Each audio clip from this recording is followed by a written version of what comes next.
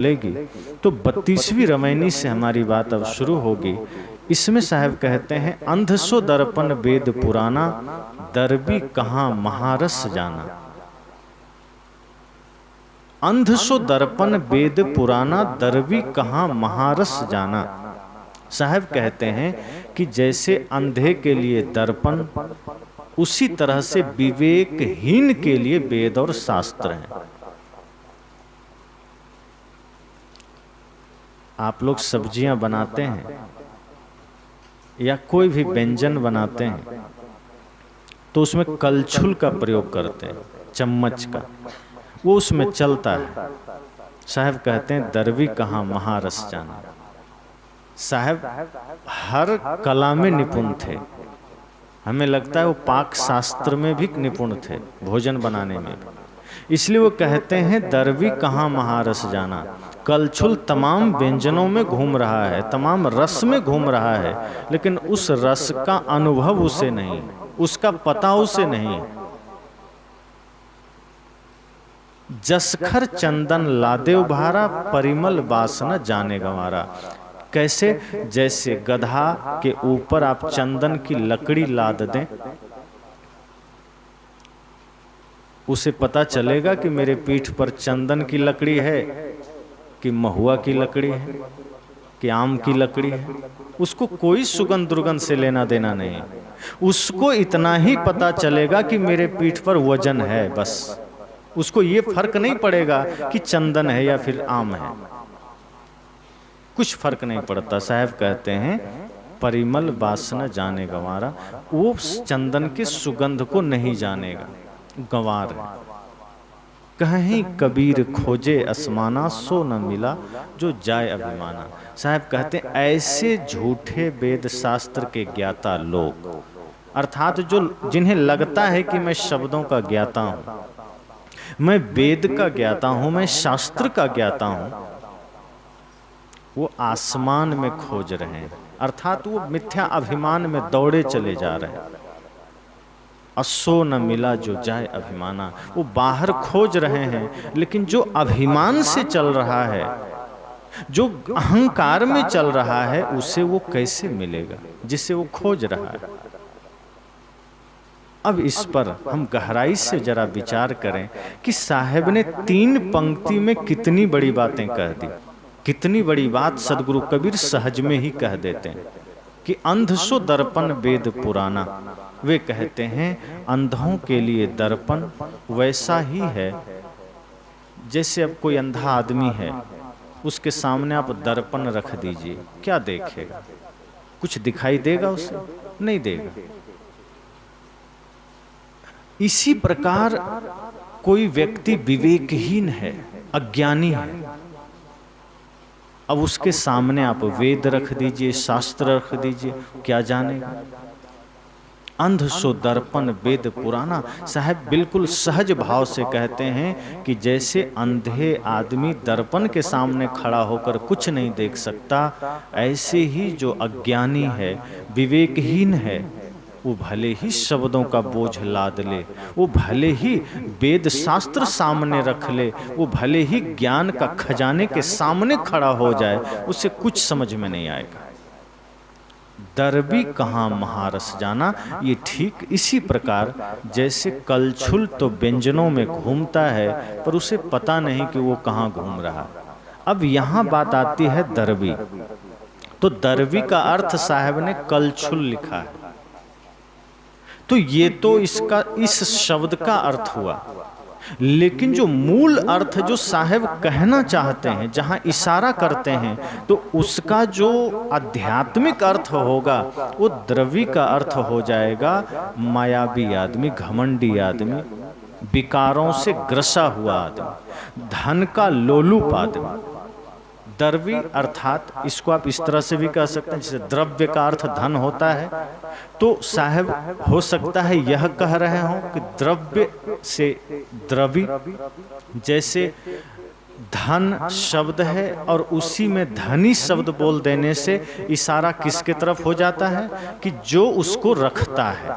धन धनी, ज्ञान ज्ञानी, अर्थात जैसे ज्ञान शब्द है तो ज्ञान का अर्थ मतलब ज्ञान है, किसी व्यक्ति का नाम या किसी व्यक्ति की ओर इशारा नहीं है।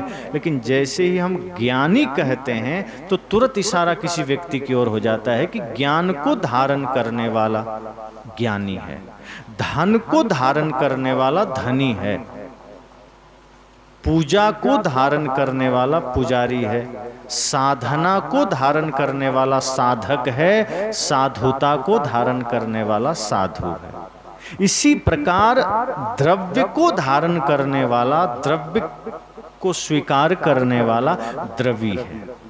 आध्यात्मिक अर्थ कि जो द्रव्य को धारण कर रखा है, अर्थात जो सिर्फ धन को ही जीवन मान रहा है, जो माया को ही सब कुछ मान रहा है, साहब कहते हैं कहाँ महारस जाना।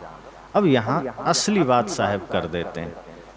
रस तो बहुत होते हैं पर साहब ने कितनी गहराई से यहाँ महारस का प्रयोग किया है। इसी से पता चलता है कि सदगुरु कबीर अध्यात्म के शिखर, मतलब सामान्य बात करते करते कितना जल्दी अगले ही शब्द में अध्यात्म की ऊंचाई पर पहुंच जाते हैं। अपनी बात को एक पहलू से दूसरे पहलू तक पहुंचने में उनको कोई ज्यादा मेहनत नहीं लगता। वो सीधे कह देते हैं ऐसे द्रव्यी लोग, ऐसे धन के लोलुप लोग महारस, रस तो बहुत हैं। भोजन में तमाम व्यंजन आप बनाते हैं तो रस तो बहुत हैं, तमाम प्रकार के सब्जी हैं, घी दूध मक्खन मलाई है, खीर पूड़ी है, ये सब रस है। साहब कहते हैं महारस। तो महारस क्या है? वो ज्ञान है, आत्मज्ञान है, स्वरूप ज्ञान है, राम रस है। साहब ने कहा ना, है कोई राम रसिक रस पिय होगे जुग जिय होगे। स्वयं साहब कहते हैं कि है कोई राम का रसिक, वो राम का रस पिएगा। अब यहाँ राम का रस, कोई राम जी का शरीर को निचोड़ के कोई रस निकालने की बात नहीं। राम अर्थात चेतना, आत्मा, और उसका रस अर्थात उसकी जानकारी, उसका ज्ञान, उसका बोध। तो जो व्यक्ति धन के पीछे भाग रहा है, जो व्यक्ति शरीर के पीछे भाग रहा है, जो शरीर को सजाने में लगा है, साहब कहते हैं वो आत्मज्ञान रूपी रस से वंचित है। वो आत्मज्ञान को नहीं जान सकता, क्योंकि हम शरीर को तो सजाते हैं, घर द्वार को तो सजाते हैं। आज हमारी चेष्टाएं तो होती है कि हम शरीर को सजाएं, बढ़िया कपड़े होना चाहिए, ब्रांडेड सूट होने चाहिए, ब्रांडेड जूते चप्पल होने चाहिए, ब्रांडेड मोबाइल होना चाहिए। पहले का ये समय था, लोग चाहते थे किसी तरह के स्मार्टफोन हो जाए। अब लोग ये सोचते हैं किसी तरह आईफोन हो जाए। पहले सोचते थे साधारण कपड़े हो जाएं, अब सोचते हैं ब्रांडेड कंपनियों के कपड़े हो जाएं, जूते ब्रांडेड हो जाएं। इस तरह से बाहर का विस्तार में हमने चित्त लगाया, ध्यान लगाया, घर की सजावट में ध्यान लगाया कि घर को हम कैसे मार्बल लगा दें, टाइल्स लगा दें, उसकी खूबसूरती बढ़ जाए। हम कैसा पर्दा लगाएं कि घर सुंदर दिखे, पुट्टी करवा दें, पीओपी करवा दें, फॉल सीलिंग लगवा दें, चमकते हुए लाइट लगवा दें। तमाम बाहर की सौंदर्य को बढ़ाने में हमने ध्यान दिया। साहब कहते हैं जिसने बाहर के सौंदर्य को देखा है, जिसने बाहर की सजावट में ध्यान दिया है, वो व्यक्ति भीतर के सौंदर्य से अनभिज्ञ है, वो व्यक्ति भीतर की खूबसूरती से अनभिज्ञ है। साहब कहते हैं बाहर सजाइए, कोई मना नहीं है, घर बढ़िया बनाइए, कपड़े बढ़िया पहनिए, कोई बात नहीं, लेकिन आंखें बंद करिए, एक बार अपने मन को जरूर देखिए कि बाहर हमारा सब सुंदर है, कहीं हमारा मन कुरूप तो नहीं है, कहीं हमारा विचार गंदा तो नहीं है। जैसे आप घर से बाहर निकलते हैं तो दर्पण में चेहरा देखते हैं ना, घर से बाहर निकलने से पहले लोग चेहरा देखते हैं, थोड़ा कंघी करते हैं, चेहरे पर क्रीम पाउडर जरूर थोड़ा मोड़ा लगा लेते हैं, सब लोग नहीं लगाते। माताएं कभी कभी लगा लेती हैं। तो हम कोशिश करते हैं कि दर्पण में थोड़ा सा हम चेहरा देख लें, शरीर को, चेहरे को देख करके कि कहीं कोई समस्या तो नहीं, और देखने के बाद हम घर से बाहर निकलते हैं ताकि लोग कहें कि बड़ा सुंदर आदमी है, बड़ा अच्छा आदमी है। साहब कहते हैं एक काम और करिए, आप दर्पण के सामने खड़े होकर के आपने अपने बाहरी रूप को देखा है ना, कोई बात नहीं, देखिए, मना नहीं, पर एक काम और करिए, 5 मिनट रुक जाइए और आंखें बंद करके अंतर मन में, भीतर के दर्पण में अपने मन को थोड़ा झांक लीजिए। आंख बंद करके अपने मन को भी एक बार निहार लीजिए कि मेरा शरीर तो दाग से मुक्त है, मेरे चेहरे में कोई दाग नहीं, कोई धब्बा नहीं, मेरे कपड़े ठीक हैं, लेकिन आंखें बंद करके एक बार मन को निहार लीजिए कि मन में कोई दाग तो नहीं, विचार में कोई गंदगी तो नहीं।